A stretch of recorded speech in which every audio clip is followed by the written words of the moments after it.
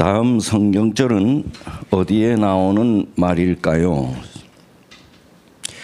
예수께서 대답하여 가라사대 이 물을 먹는 자마다 다시 목마르려니와 내가 주는 물을 먹는 자는 영원히 목마르지 아니하리니 나의 주는 물은 그 속에서 영생하도록 솟아나는 샘물이 되리라. 이 말씀은 어디에 나오는 말씀일까요? 되게 수준이 높은 교회네요. 네, 요한복음 4장입니다. 그러면은 여러분 니고데모 아시나요? 니고데모에 대한 기록은 어디 나올까요? 요한복음 3장에 나와요. 오늘은 요한복음 4장에 대한 말씀으로 은혜를 나누겠습니다. 요한복음 4장입니다.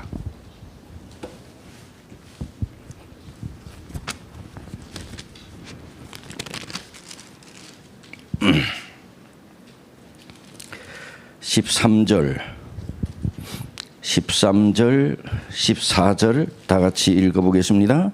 시작. 예수께서 대답하여 가라사대 이 물을 먹는 자마다 다시 목마르리라.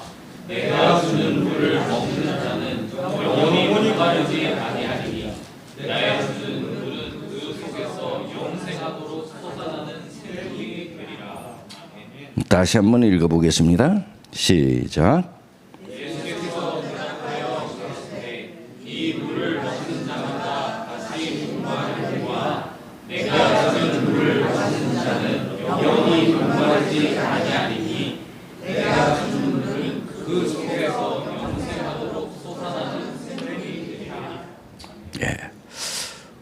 오늘 제목은 여인은 물 한 모금 주는 것을 잊어버렸다. 그러나 예수의 목마름을 채워드렸다. 여인은 물 한 모금 주는 것을 잊어버렸다. 그러나 예수의 목마름을 채워드렸다 하는 제목입니다.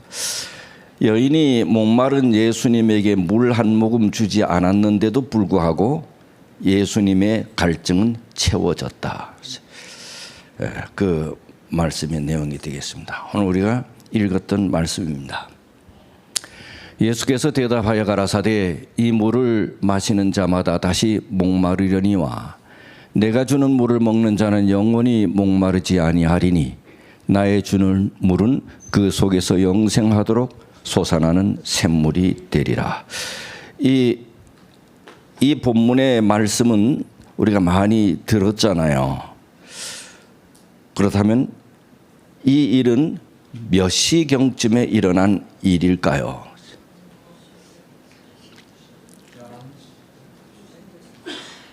이 일은 몇 시경쯤에 일어난 일일까요? 정오 12시 때 일어난 사건입니다. 여러분 그 4장 1절에 보면 예수의 제자를 삼고 침례를 주는 것이 요한보다 많다 하는 말을 누가 들었대요? 바리새인들이 들은 줄을 주께서 아시나이다. 주께서 아시나이다. 예수께서 친히 침례를 주신 것이 아니요 제자들이 준 것이라. 유대를 떠나서 갈릴리로 가실세. 왜 예수님께서 유대를 떠나서 갈릴리로 가신지 그 이유를 1절에 설명해 놓고 있습니다. 유대를 떠난 이유는 바리새인들과의 마찰을 피하기 위해서, 바리새인들의 이간질을 피하기 위해서, 또 하나는 요한과 그 제자들과의 마찰을 피하기 위해서. 침례 요한이 이쪽에서 침례를 베풀고 있는데 예수님을 따르는 무리들도 이쪽에서 침례를 베풀고 있어요. 근데 침례 요한이 침례를 베풀던 당시에는 요단강에 침례 요한만 침례를 주고 있었습니다. 근데 예수님이 등장하시자 예수님을 따르는 무리들이 이쪽에서 침례를 베풀고 있어요. 근데 요한의 무리에 가담했던 사람들이 많이 예수님 쪽으로 이렇게 오는 거예요. 그래서 제자들이 뿔딱지가 났지요? 화가 났습니다. 그래서 자기 스승에게 우리에게 왔던 자들이 다 저리로 가고 있다고, 상당히 이제 불쾌하고 아쉬운 마음으로 그렇게 이제 얘기를 했습니다. 그리고 요한의 제자들이 예수의 제자들하고 한판 붙었습니다. 왜 이 침례는 우리가 베푸는데 당신들이 나타나서 이렇게 또 침례를 베푸느냐. 그래 한판 붙었습니다. 바리새인들이 이 기회를 이용해서 예수와 침례 요한 사이에 이간질을 시키려고 했습니다. 그때 침례 요한은 생각하기를 내가 이제 은퇴할 때가 다 됐다 생각하고, 예수님은 내가 이제 이런 일이 일어나기 전에 이 유다를 떠나야 되겠다. 그래서 지금 갈릴리로 떠나고 있는 것입니다. 이 요한복음 4장의 이야기는 예수님의 갈증에 대한 이야기를 담고 있습니다. 주님은 6월절에 6월절을 지키기 위하여 예루살렘으로 올라갔습니다.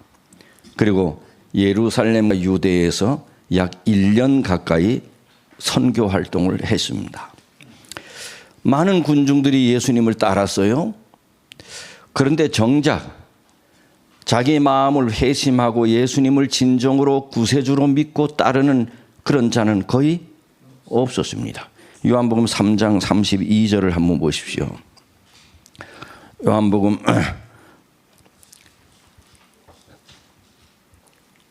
3장 32절, 그가 그 보고 들은 것을 증거하되 그의 증거를 받는 이가 없도다.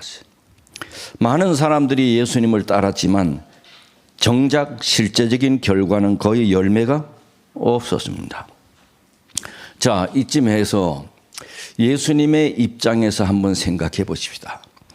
예수님이 이 땅에 오셔서 인류의 구원을 위하여 봉사할 공생애가 몇 년입니까?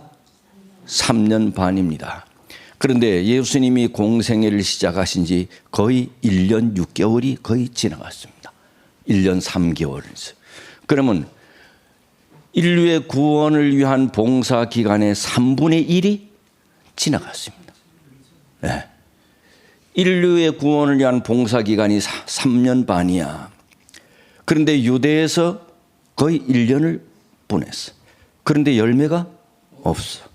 예수님의 공생의 인류의 구원을 위한 봉사 기간의 약 3분의 1이 지나가 버렸습니다.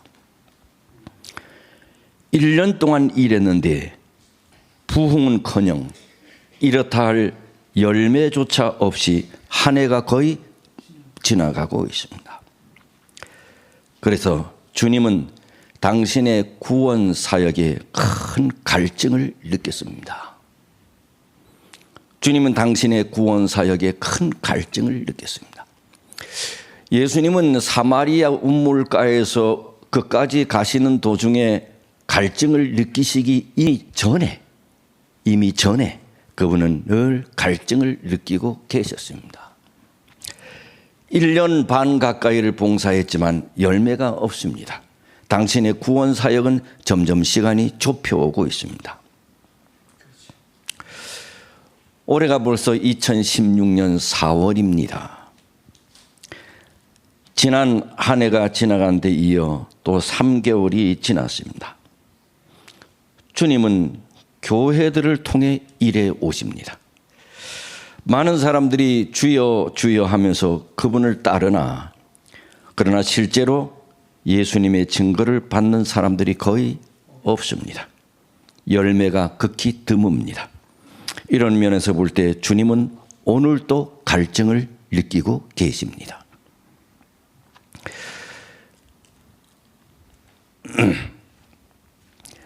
이게 이제 이스라엘의 지도입니다. 이스라엘의 지도는 북부, 중부, 남부 세 지역으로 나누어 있습니다.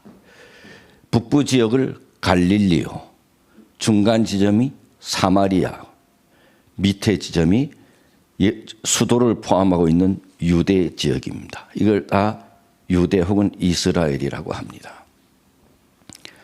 그런데 갈릴리에서 예루살렘 성전 유대 땅에 가려면 사마리아로 지나가면 3일, 사마리아로 안 지나가고 우회도로를 지나가면 요단강 우편으로 돌아가면 6일 배가 걸립니다. 그런데 유대인들과 사마리아인들은 서로 앙숙입니다. 우리나라의 어떤 지역 감정처럼 지역 감정이 아주 심합니다. 사마리아와 유대가. 왜 심하느냐? 아시리아가 이스라엘을 정복할 때 이 사마리아 지역을 정복하고 이방 사마리아에 있는 이 사람들을 시리아에 끌고 가고 포로로 삼고 다른 민족들을 사마리아에 이주시켰습니다. 그러다 보니 이 사마리아의 백성들은 오리지널 백성이 아니고 혼혈족이 된 것입니다. 민족만 혼혈족이 된 것이 아니고 그들이 가지고 있던 종교도 혼혈이 되었습니다. 그러다가 남방 유다가 바벨론의 포로로 잡혀간 이후에 포로에서 다시 고국으로 돌아가서 예루살렘을 중건하라고 하는 명이 내릴 때 이 사마리아 사람들도 우리도 예루살렘을 중건하는데 협력하겠다. 그랬더니 이 유대 사람들이 거절했습니다. 당신은 이미 우리하고는 다르다고요. 거절했습니다. 그로부터 이 유대와 사마리아는 서로 원수가 되었습니다. 사마리아로 통과해서 가면 3일이 걸리는데 갈릴리에서 사마리아 통과하지 않고 우회도로로 가면 6일 걸립니다. 바리새인들은 반드시 우회도로를 사용했습니다. 예수님은 갈릴리 사람입니다. 예수님은 갈릴리 사람입니다. 특별히 성경에 보면 내가 사마리아를 통과하여야 하리라. 사마리아로 가겠다는 것입니다. 뭔가 계획이 있어서. 그래서 유대에서 갈릴리로 가는데 우회도로로 가지 않고 사마리아 건너서 내가 가겠다 했습니다. 필요한 상업 거래를 위해서는 사마리아를 통과했습니다. 그러나 절대로 이 사마리아 사람들은 유대인들에게 어떤 친절도, 사교도, 말도, 어떤 호의도 구하지도 주지도 않았습니다. 근데 예수님이 이제 이 사마리아로 지나서 갈릴리로 가겠다는 것입니다. 새벽에 일찍 출발했지요. 그리고 12시쯤 정오에 사마리아의 세겜 골짜기에 도착했습니다. 이 사마리아 지역의 수가 여기서 일어난 일입니다. 그리고 바로 옆에 세겜이 있습니다. 예루살렘에서 갈릴리로 가다가 사마리아 수가에서 일어난 사건입니다. 아주 피곤했지요. 배도 고팠습니다. 뜨거운 햇살에 갈증이 있었고 야곱의 운물가에 턱 앉았습니다. 운물은 깊고 두레박은 없습니다. 두레박이 없으면 아무리 운물이 깨끗해도 마실 수가 없습니다. 저희들 옛날에 다 동네 운물 사용했잖아요. 저도 어릴 때는 매일 운물에 가서 물을 떠서 밥하고 빨래하고 그랬습니다. 그래서 운물은 동네 뉴스가 서로 뉴스를 알 수 있는 장소가 신문이 없어도 운물에만 가면 동네 뉴스를 들을 수 있습니다. 그런데 항상 그 운물에는 두레박이 없습니다. 물을 뜨러 가려면 자기 집에서 두레박을 가지고 가야 합니다. 그래서 두레박으로 물을 뜨고 길러서 두레박을 가지고 갑니다. 여인들은 물동이를 이렇게 얹고 그다음에 두레박은 오른손에 들고 그냥 또 두레박을 빈 두레박으로 가져가지 않습니다. 두레박에도 물을 가득 담아서 들고 머리에 이고 이렇게 갑니다. 근데 한국 여자들은 참 멋쟁입니다. 이 초보 아낙네들은 반드시 두레박을 머리에 일려면 여기에 또아리를 하는데 노숙한 어른들은 또아리 없이도 딱 입고 갑니다. 손에 잡지도 않습니다. 그냥 걸어갑니다. 그래도 물이 안 쏟아집니다. 운물은 깊은데 두레박이 없습니다. 운물 곁에 턱 앉으니 더 갈증이 나고 물을 마시고 싶었습니다. 그런데 얼마 후에 한 사마리아 여인이 물을 길르러 왔습니다. 그리고 항아리에 물을 담았습니다. 낯선 사람이 있는 줄도 모른 채 돌아가려 했지요. 낯선 사람이 물을 기른지도 모른 채. 그러니 아마 이 그림에는 이렇게 됐지만은 아마 이 여인은 이쪽에서 오고 예수님은 이쪽 뒤에 있었나 보지요. 앉아 있으니 안 보였나 봐요. 그래서 물을 깃고 돌아가려고 했습니다. 그런데 한 목소리가 들리는 겁니다. 물 한 모금만 주실 수 있겠습니까? 물 한 모금만 주실 수 있겠습니까? 근데 이 동방 사람들은 목마른 나그네에게 물 한 모금 주는 것을 아주 신성한 의무요 특권이라고 여겼습니다. 그래서 심지어 어떤 사람들은 이 의무를 이루기 위해서 일부러 길가에 나가 있기도 했습니다. 그래서 여러분 모세오경에 읽어보면 이 동방 사람들이 길가에 앉았다가 낯선 사람이 오면 호의를 많이 베푸는 모습이 성경에 나오잖아요. 그렇죠? 그게 다 이 동방의 예의입니다. 절대로 그냥 보내지 않습니다. 지금도요, 이제 이슬람이나 이 유대인이 다 여기 뿌리잖아요. 그쪽에 가면요, 굉장히 친절하고 호의적이에요. 굉장히 친절하고 호의적이에요.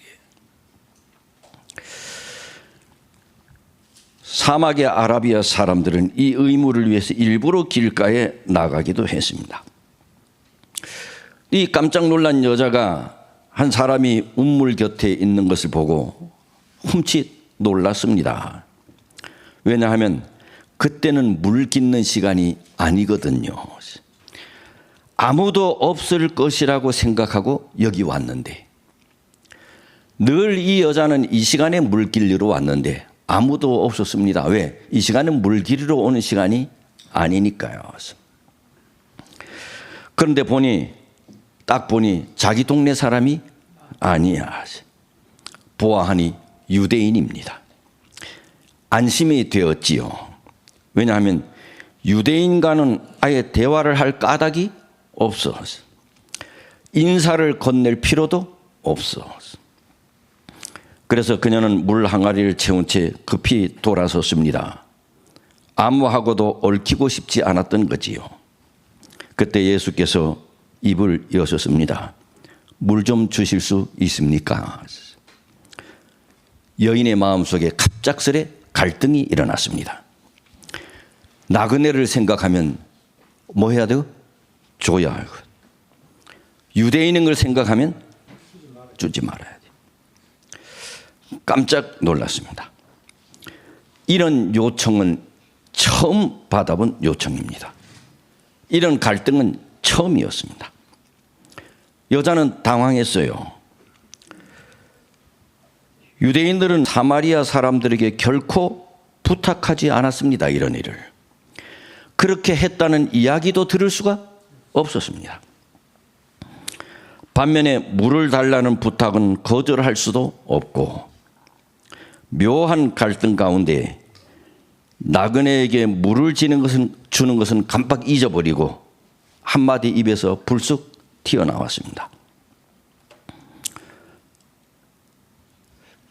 당신은 유대인으로 어찌하여 사마리아 여자 나에게 물을 달라고 합니까? 당신은 유대인으로 어찌하여 사마리아 여자 나에게 물을 달라 합니까?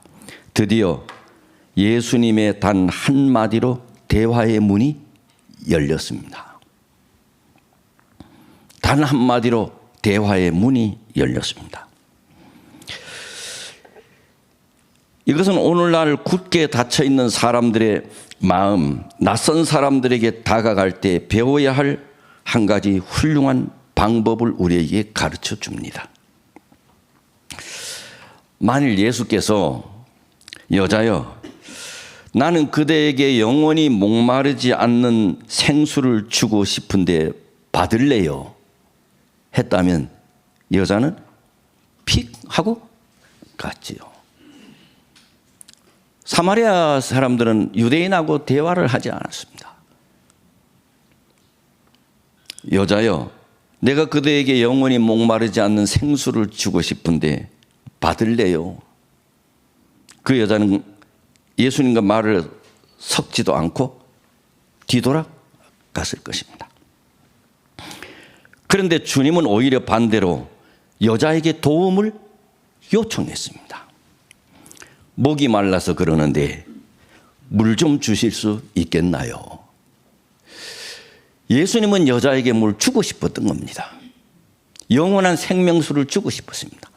그런데 내가 생명수를 주겠다고 하면 여인은 받지 않고 돌아갈 겁니다. 그런데 예수님은 먼저 그에게 도움을 청했습니다. 목이 말라서 그러는데 물 좀 주실 수 있으시나요? 자신에게 작은 친절을 구하는 사람은 쉽게 무시할 수가 없습니다. 예를 들면 이런 것입니다.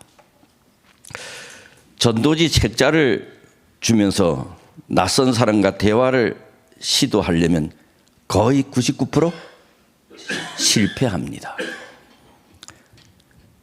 전도지 주면 사람들이 받아 안 받아요? 거의 안 받습니다. 전도 책자 거의 안 받습니다. 그런데 죄송합니다. 제가 길을 몰라서 그러는데 길 좀 묻겠습니다 하면 대부분의 사람들이 가르쳐 줍니다. 죄송한데 혹시 지금 몇 시가 됐나요? 하면 대부분의 사람들이 가르쳐 줍니다. 도움을 요청하면 다 가르쳐 줍니다. 낯선 도시에서 학생들에게 내가 밥 사줄 테니 가자 그러면 따라가는 사람들 없습니다. 누군지 알고 따라갑니까?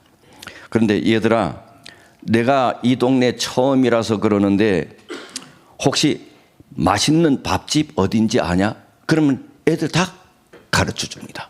몰라도 핸드폰 열어가지고 맛있는 맛집을 알려줍니다. 그런 후에 나 혼자 먹기 그런데 혹시 같이 먹을 수 있겠니? 믿는 아내가 완고한 불신자 남편에게 복음을 전하는 일은 대단히 어렵습니다. 근데 여보, 내가 요즘 교회에서 성경 공부 훈련을 받는데 실습 과제가 있어요.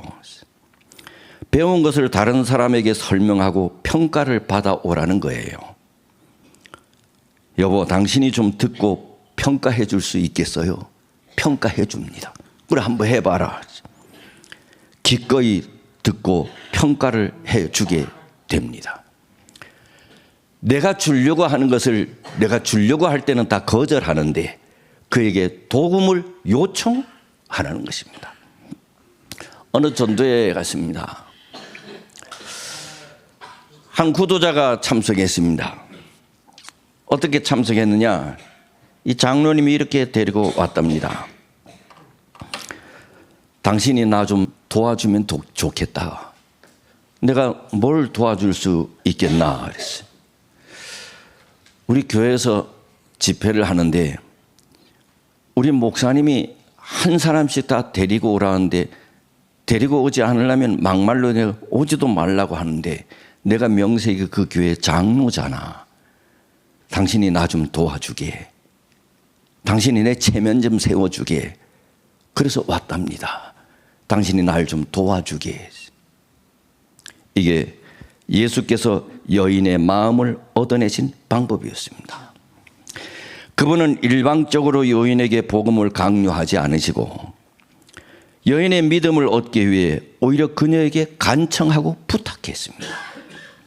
그리고 그녀의 마음을 얻고 그녀에게 복음을 전할 수 있게 되었습니다. 좋은 것을 내가 그냥 주려고 하기보다 그에게 부탁하고 도움을 청하는 방법으로 예수님께서는 그녀에게 접근하셨다.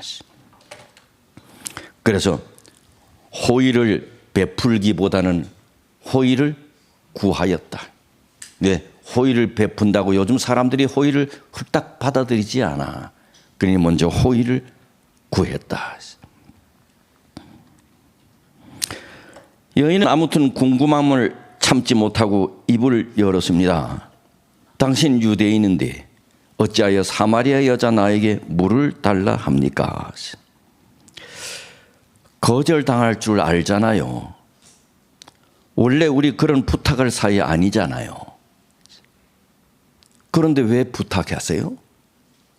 제가 거절할 줄 알잖아요. 우리 그런 부탁할 사이 아니잖아요. 그런데 왜 부탁하지요? 그때 예수님께서 이렇게 말씀하셨습니다.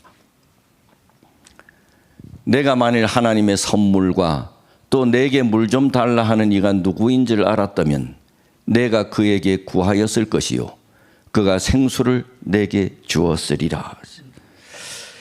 무슨 말입니까? 유대인과 사마리아인과의 관계가 뭐 그리 중요한가? 그것이 목마른 자에게 물 한 잔 주지 못할 만큼 그렇게 중요한가? 그대가 내가 누구인지 그리고 내가 가지고 있는 물이 어떤 물인지 알았다면 그대는 기꺼이 물을 달라고 내게 부탁했을 것이야. 그러면 나는 그대에게 기꺼이 생수를 줬을 것이야. 당신이 사마리아 사람인 것은 내게 아무 문제가 되지 않아. 여인은 무슨 말인지 알 듯 모를 듯, 알 듯 모를 듯. 그리고 예수님이 저 나그네가 하는 말이 참 재미있어. 그리고 뭔가 뜻이 깊은 뜻이 있는 것 같아. 아니, 도대체 저 사람이 가지고 있다는 생수가 뭔가? 그래서 여자는 또 궁금해서 물었어요.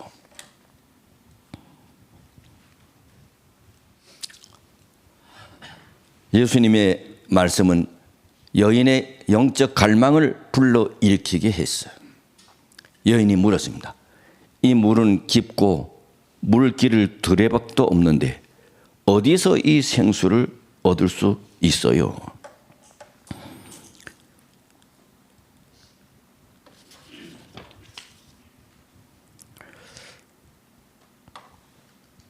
무슨 말인지 전혀 알아들을 수 없었지만 여인은 또 말을 하는 것입니다. 어디서 이 물을 얻을 수 있어요? 예수님은 여인과 오랫동안 논쟁하고 싶지 않았어. 다만 여인에게 필요한 것을 빨리 주고 싶었어. 영적인 갈망을 여인으로부터 일깨워 주고 싶었어. 그래서 예수께서 다시 말씀하시네. 이게 오늘 우리가 읽었던 기억절입니다. 다 같이 읽어봅시다. 시작. 이 물을 먹는 자마다 다시 목마를 내가 주는 물을 먹는 자는 영원히 목마르지 아니하리니 나의 주는 물은 그 속에서 영생하도록 솟아나는 샘물이 되리라. 이 말씀을 듣자 여자가 저 나그네가 얘기하는 물은 이 야곱의 운물이 아니구나. 이 야곱의 운물이 아니구나. 그러면서 아주 궁금해하면서 여자가 또 묻습니다. 주여, 이런 물을 내게 주사 목마르지도 않고 또 여기 물길로 오지도 않게 해 주세요. 선생님, 이런 물을 내게 주세요. 조금 전에는 여자가 당신은 유대인으로서 어떻게 사마리아 여자인 나에게 물을 달라 합니까? 당신은 유대인으로서 이랬던 여자가 금방 마음이 바뀌어서 선생님라고 존경을 표합니다. 선생님, 내가 지금까지 찾고 있던 것이 바로 그거예요. 제가 이제까지 찾아왔던 것이 바로 그런 물이에요. 선생님, 그런 물 있다면 제게 주세요. 지금도 예수님은 동일한 일을 하고 계세요. 그분은 우리가 우리의 갈증과 영적인 피로를 깨닫게 되기를 원하세요. 인생의 행복과 만족을 그리스도로부터 얻으려 하지 않고 세상의 여러 운물로부터 찾고자 노력하는 사람들, 교회를 다니면서도 그런 사람들이 영적인 피로를 깨닫기를 원하십니다. 주님께서는 그들에게 오셔서 여러 가지 크고 작은 감동과 감명을 그들의 마음속에 일으켜 그러다가 영적인 피로를 깨닫는 사람들은 비로소 주여 이 물을 제게 주십시오. 주여 이런 물을 제게 주십시오 라고 부르짖게 됩니다. 모든 성도들이 이러한 절실한 마음으로 예배당을 찾게 된다면 거룩한 큰 복이 회중에게 임할 것입니다.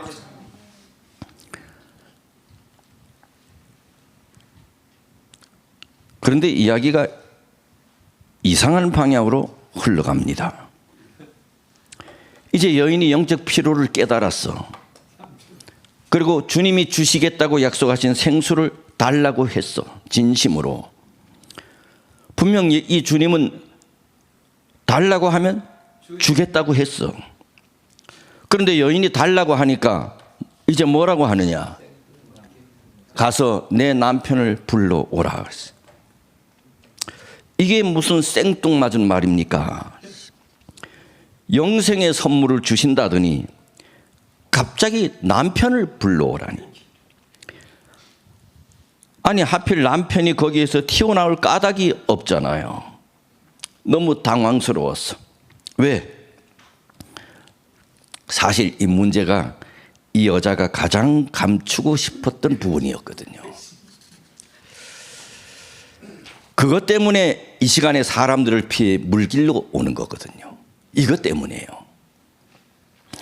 초조한 마음으로 이 문제에 대한 대화를 원천봉쇄하기 위해서 여자는 재빨리 저는 남편이 없어요.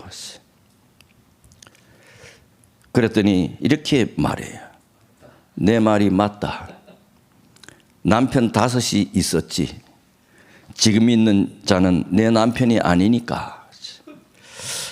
여자가 부들부들 떨었습니다. 지금까지 아무도 몰랐던, 평생 감추려고 했었던, 아무에게도 얘기하지 않았던 자기의 비밀을 이 낯선 이가 꿰뚫어 보고 있는 것입니다. 그러면서 여자의 가슴속에 미래의 심판이 생각이 났습니다. 양심이 눈을 떴습니다. 이제 우리는 왜 예수님은 달라는 생수는 주지 않고 남편 이야기를 꺼냈는지 이제 알게 됩니다. 이 여자에게 먼저 자신의 죄를 깨닫게 해 주시기 위해서였습니다. 먼저 죄를 깨닫게 해 주시기 위해서요.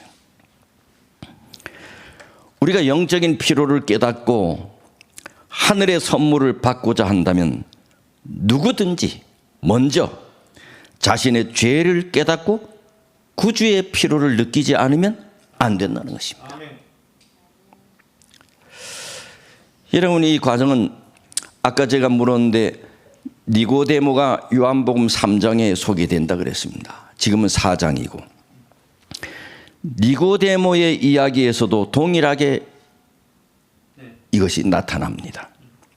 예수님과의 대화를 통해서 니고데모 역시 영적인 피로를 깨닫고 부르짖습니다. 어찌 이러한 일이 있을 수 있습니까? 복음이 정말 복된 소식이 되려면 듣는 자가 자신이 얼마나 가련한 죄인인 줄 먼저 깨닫지 않으면 복음이 될 수가 없습니다. 오늘날 그토록 풍성한 복음의 말씀이 선포되는데도 사람들의 반응이 이토록 시큰둥한 이유가 여기에 있습니다. 교회가 이토록 세속화되고 생기가 없는 것은 복음이 없어서가 아니라 자신이 죄인이라는 진정한 자각이 없기 때문입니다. 오늘날 이 기독교가 지도자의 입에서 나오는 무수한 말이 축복 설교입니다. 예수 믿으면 복 받는다고요. 축복 설교입니다. 요즘은 어디 가도 죄를 지적하는 설교를 듣기가 힘듭니다. 그러므로 진정한 복음 사업은 반드시 죄를 깨닫게 하는 것과 함께 갑니다. 구주가 왜 필요합니까? 왜 구주가 좋습니까? 나는 죄인이기 때문입니다. 내가 죄인이라고 하는 사실을 깨닫지 못하면 나에게는 구주가 필요 없는 것입니다. 구주는 우리가 죄인이기 때문에 필요한 것입니다. 이런 사실을 교회 안에서도 듣지 못하는 것입니다. 교회 안에서도 듣지 못하면 이 세상에서 어디에 가서 이런 내가 죄인이라는 사실을 들을 수 있겠습니까? 오늘날 교회 안에서도 그런 소식을 못 듣는 것입니다. 여러분, 각시대의 대쟁투 178쪽에 보면 개혁자들은 죄를 견책함으로 그리스도를 속죄주와 구주로 지적하였다. 종교 개혁자들이 죄를 견책함으로 그리스도를 속죄주와 구주로 지적하였다. 그러면서 여자가 슬쩍 화제를 돌립니다. 이분이 진짜 선지자라면 오랫동안 논쟁이 되어왔던 이 문제에 대해 답을 줄 수 있겠다. 그러면서 예수님을 슬쩍 띄웁니다. 내가 보니 당신이 도사군요. 당신이 도사군요. 당신이 내가 보니 선지자군요.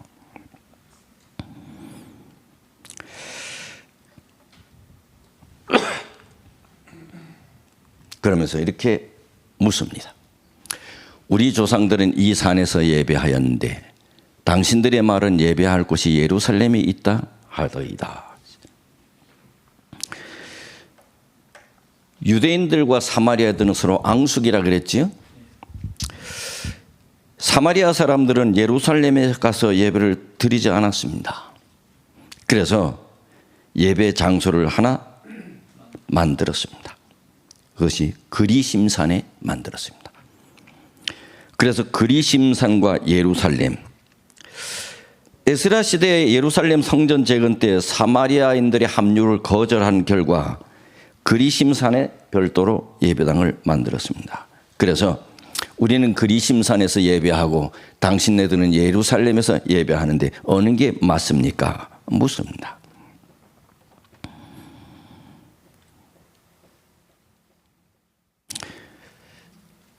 예수님의 말씀을 통해서 영적인 피로 깨닫고 부드러운 견책을 통해서 이 여인이 자신의 죄인됨을 깨달았습니다. 이제 남은 것이 하나입니다. 자신의 구세주가 누구인지 알기만 하면 됩니다. 그 여인이 화제를 바꾸려 하자 예수님은 인내심을 갖고 경청하였습니다. 그리고 그 후에 말씀하셨습니다. 내 말을 들으라. 이 산에서도 말고 예루살렘에서도 말고 너가 아버지께 예배할 때가 이르리라. 너희는 알지 못하는 것을 예배하고 너희는 알지 못하는 것을 예배하고 이미 사마리아의 종교는 타락했습니다. 우리는 아는 것을 예배하노니 이는 구원이 유대인에게서 남이니라. 누구를 말하는 거예요? 예수님 자신을 말하는 것입니다.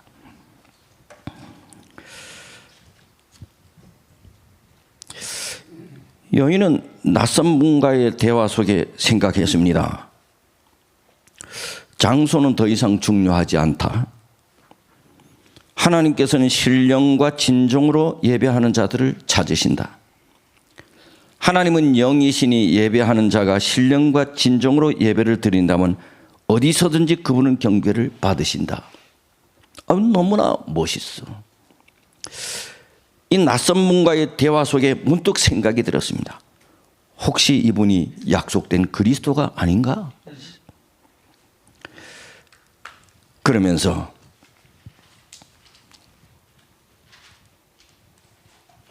감동 먹었습니다.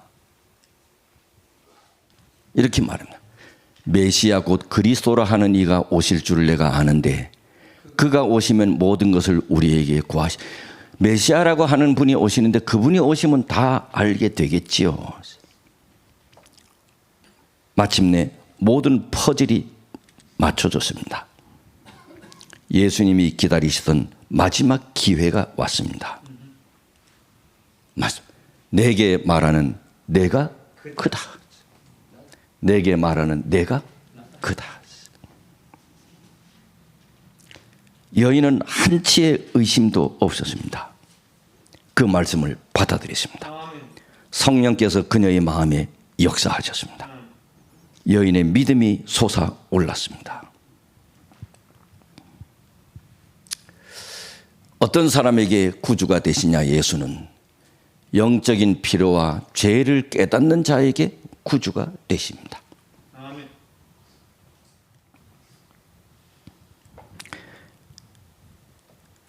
이제 예수님의 배고픔과 갈증을 살펴보겠습니다. 여인은 예수님과의 대화로 나그네에게 물 한 모금 주는 것도 깜빡 잊어버렸습니다. 그리고 지금까지 계속 대화를 이어나갔어요. 제자들이 심부름 갔다 돌아오자 예수님이 여인과 대화하는 것을 보고 깜짝 놀랐습니다. 잠시 후에 여자가 물동이를 내려두고 동네 사람들에게 기별을 전하기 위해 동네로 떠나간 후에 제자들이 예수님 가까이 와서 사가지고 온 음식을 잡수라고 내밀었습니다. 그러자 예수님이 이렇게 말씀하셨습니다. 내게는 너희가 알지 못하는 먹을 양식이 있느니라. 내게는 너희가 알지 못하는 먹을 양식이 있느니라. 제자들이 생각했습니다. 누가 먹을 것 갖다 줬지? 궁금해할 때에 예수님께서 이렇게 말씀하셨습니다. 시작. 나의 양식은 나를 보내신 이의 뜻을 행하며 그의 일을 온전히 이루는 이것이니라. 예수께서 당신의 말씀이 이 여자의 양심을 깨우치고 당신을 메시아로 인정하는 그 순간 예수님의 주림과 갈증이 해소된 것입니다. 당신의 말씀이 이 여인의 양심을 깨우쳤고 이 여인이 당신을 메시아로 인정하는 그 순간 오랫동안 굶주렸던 예수님의 갈증과 주님의 배고픔은 채워졌다는 것입니다. 예수님은 배가 불렀습니다. 먹지 않아도 갈증이 해소됐습니다. 예수님은 영혼에 대해서 줄이고 갈증을 느끼십니다. 이것이 예수님의 목마름입니다. 그래서 예수님은 물 한 모금 마시지 않고 누가 사다 준 빵 하나 잡수시지 않았어도 그분은 배불렀고 갈증이 해소된 것입니다. 이것이 예수님의 갈증과 목마름입니다. 그자 여자가 동네로 뛰쳐갔습니다. 나에게 말한 사람을 와보세요. 이분이 그리스도가 아닌지요. 그러자 저희가 동네에서 나와 예수께로 오더라. 내게 말한 사람을 와보세요. 이분이 그리스도가 아닌지요. 그들은 예수를 보려는 마음이 생겼어. 동네에서 나와 예수께로 오더라. 여기 시대의 소망 195쪽에 이런 말씀이 있습니다. 사마리아 여자는 구주를 발견하자마자 다른 사람들을 예수 앞으로 이끌고 왔다. 제자들은 자기들 바로 주변에 거두어야 할 영혼의 수확이 있다는 것을 깨닫지 못했다. 그러나 그들이 멸시하던 그 여인을 통하여 온 동네가 구주의 말씀을 들으러 나왔다.